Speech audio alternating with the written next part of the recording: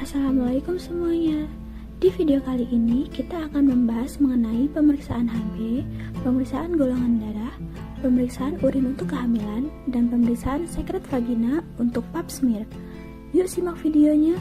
Yang pertama yaitu pemeriksaan HB. Pemeriksaan HB. Tes hemoglobin merupakan pemeriksaan yang dilakukan untuk mengukur jumlah hemoglobin di dalam darah. Hemoglobin adalah protein pada sel darah merah yang berfungsi membawa oksigen ke organ dan jaringan tubuh. Nah, sekarang kita masuk ke dalam tahapan pemeriksaan HB. Pada gambar di samping sudah ada ilustrasi pemeriksaan HB.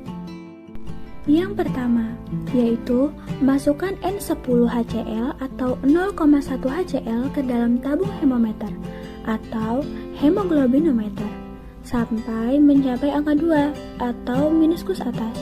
Yang kedua, masukkan tabung HB ke dalam komparator hemoglobinometer.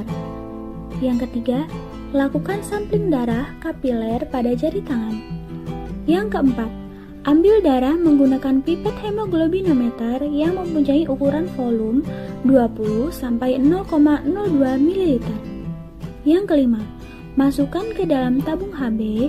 Pastikan dan usahakan semua sampel darah dalam pipet masuk ke dalam tabung HB. Yang keenam, aduk menggunakan batang pengaduk yang sudah tersedia di dalam paket alat hemoglobinometer, lalu biarkan selama 10 menit.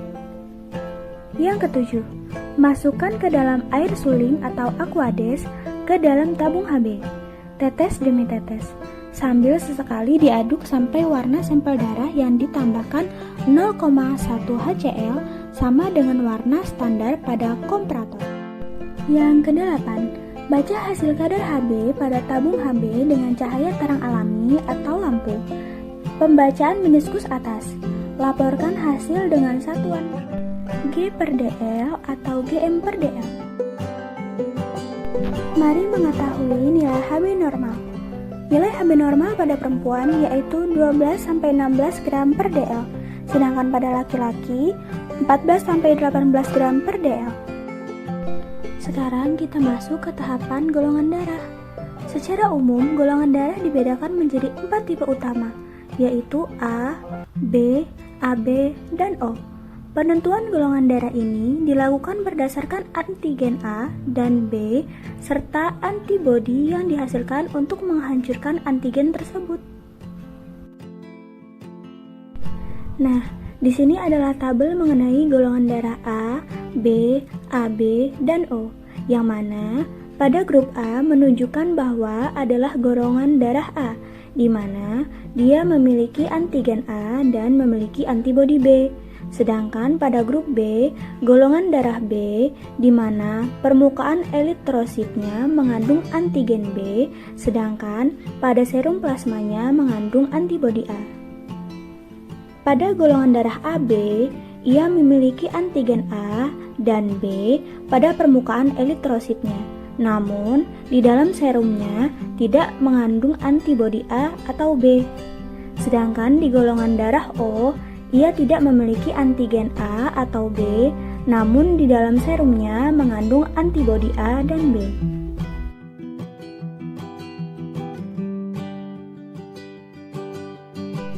Dalam pengecekan darah, maka kita menggunakan cairan reagen yang sudah kita ketahui jenisnya, yaitu reagen antisera, yang mana reagen antisera ini merupakan reagen yang berisi antibodi monoklonal atau IgG.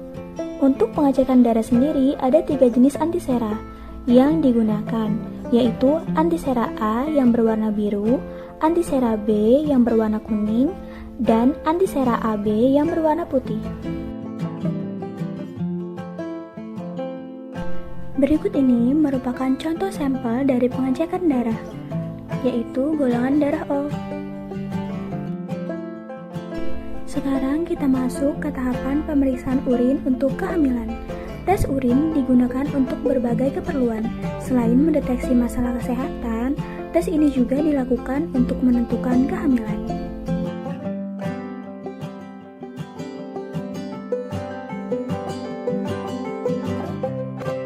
Tahapan pemeriksaan urin untuk kehamilan. Pertama, ambil sampel urin. Kemudian, celupkan ujung tespek pada sampel urin. Setelah ujung tespek bersentuhan dengan urin, tunggu beberapa saat, hingga tanda pada stik muncul. Jika muncul 2 garis atau tanda plus, walau samar, maka dapat dipastikan Anda sedang hamil. Sekarang kita masuk ke pembahasan yang terakhir, yaitu pemeriksaan sekret vagina untuk pemeriksaan pap smear. Pap smear adalah prosedur pengambilan dan pemeriksaan sampel sel dari leher rahim untuk melihat ada tidaknya kelainan yang dapat mengarah terhadap kanker serviks. Sekarang kita masuk pada tahapan pemeriksaan pap smear. Yang pertama yaitu ganti baju. Kedua, berbaring dengan kaki terbuka lebar. Ketiga, pemeriksaan bagian luar vagina. Di sini akan dilakukan pengecekan pada bagian vulva dan labia. Keempat, memasukkan spekulum untuk membuka dinding vagina. Yang kelima, pengambilan sampel jaringan. Pengambilan sampel jaringan dimulai dari mulut rahim bagian luar atau ectocervix yang diambil dengan menggunakan alat sejenis spatula khusus. Kemudian, pengambilan sampel dilanjutkan ke bagian yang lebih dalam, yaitu bagian saluran mulut rahim dan bagian dalam rahim. Keenam, pelepasan spekulum. Ketujuh, pemeriksaan sampel jaringan.